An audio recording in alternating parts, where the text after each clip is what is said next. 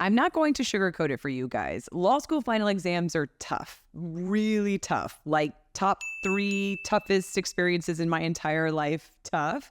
It's not just the massive amount of material that we are supposed to internalize over the course of the semester. It's also the skill set of being able to identify and use seemingly random facts in a fact pattern to then craft arguments and counter arguments as to why a rule of law is met or not. And then layer onto that the racehorse style time pressure of the exam, the 100 plus other amazing, smart, motivated, overachieving humans you're competing against for a limited number of A's, and all of the self-doubt and uncertainty and anxiety that that entire situation causes. Big yikes.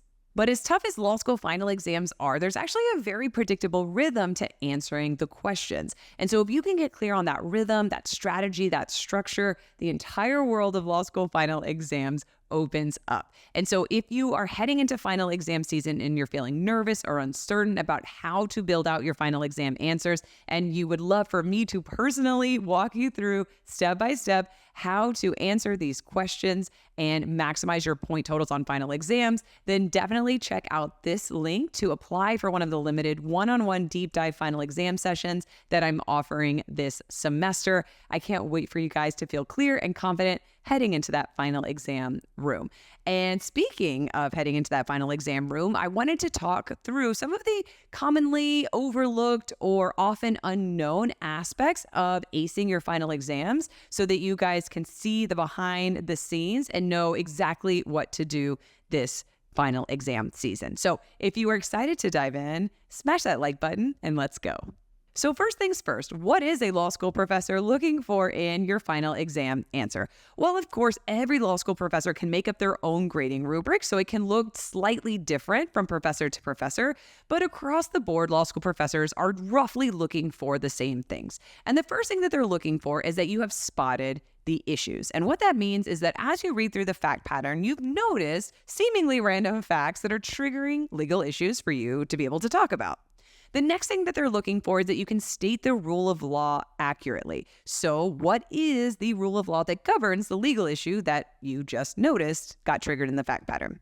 The next piece is the most important piece, and this is known as the analysis. And so in the analysis, what you are doing is you are arguing that the facts in the fact pattern satisfy the rule language, or the facts in the fact pattern do not satisfy the rule language. Now, this is incredibly important because this is what the lawyering aspect is, to be able to look at a set of facts and argue from both sides whether those facts meet the standard of law that governs the legal issue that you are in fact analyzing.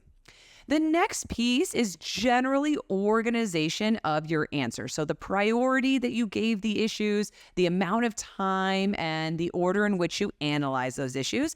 And then depending on the professor, they likely will also give some subset of points for sentence structure, grammar, writing style, although that percentage can vary from professor to professor depending on how much they actually care about it. The next thing to be aware of is that so much of your success on final exam day comes from all of the work that you've done ahead of time. And so yes, the actual day of the final exam is the Super Bowl of the semester in that course. It's the most important game day.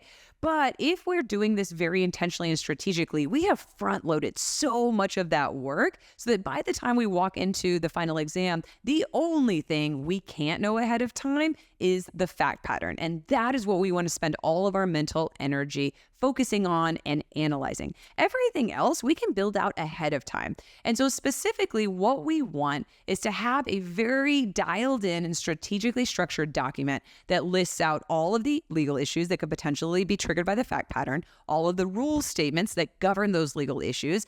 And then I also love to include situation specific rules, cases, and policy that we can layer into our arguments if we notice them in the final exam room and if we have time to attack them. That is how we set ourselves up for so much success in that room so that we know exactly what we're doing when we walk in, sit down, and the proctor says, "You may begin." Another aspect of final exam success that is often overlooked is how we allocate our time in preparing for final exams. And so, what usually winds up happening is that we fall into the trap of preparing for our final exams in the order that they appear on the calendar, meaning we spend all of our time preparing for exam number 1, then whatever time is left over preparing for final exam number 2, number 3, and number 4. And what we 100% want to do instead is allocate our time equally between all of our doctrinal course final exams and giving equal love to each one. And so as we're building out our final exam days, make sure that you are starting early enough to give the same number of days, the same mental energy to every single doctrinal course so that we don't put ourselves at the mercy of the randomness of how our law school final exams are scheduled and put everything we have into that first one and keep whatever's left over for the exams that just happen to fall at the end of the final exam season. Another part of doing really well on law school final exams that is often overlooked is this recognition that your law school professors are humans, just like the rest of us. And as humans, they have specific preferences that they like to see in their law school final exam answers. And so we want to ask them directly to their face in office hours what those preferences are so that we can structure our answers accordingly. And so if we use that rough grading rubric that we talked about, that can be the structure that you use to ask these types of questions of your professor. For example, do they have a preference when it comes to spotting issues? Are we talking dozens or hundreds of legal issues versus a handful of really in-depth legal issues that are expected to be spotted? With respect to rule statements, do they have any preferences with respect to how those are built out or in what order? When it comes to our analysis, this is the biggest one. Do they have any specific preferences with respect to IRAC or CREAC, arguments versus counter arguments, using case analysis, using policy in your analysis? And then when it comes to organization, do they like headings and subheadings for formatting? Do they like bullet points? Do they like more essay answers? And then, of course, when it comes to writing style, when it comes to structure, grammatical style, is there anything there that they feel strongly about one way or the other?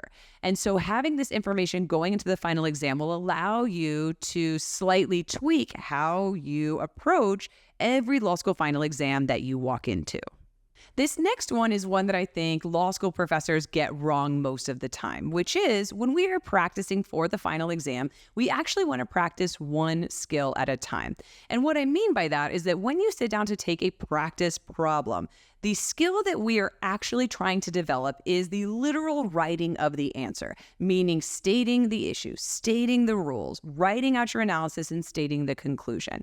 And when we do that, in order to focus on that skill, what we don't want to do is also layer in a closed book aspect where we're not looking at our notes and layering in a timing aspect where we're forcing ourselves to write that answer in a very set period of time.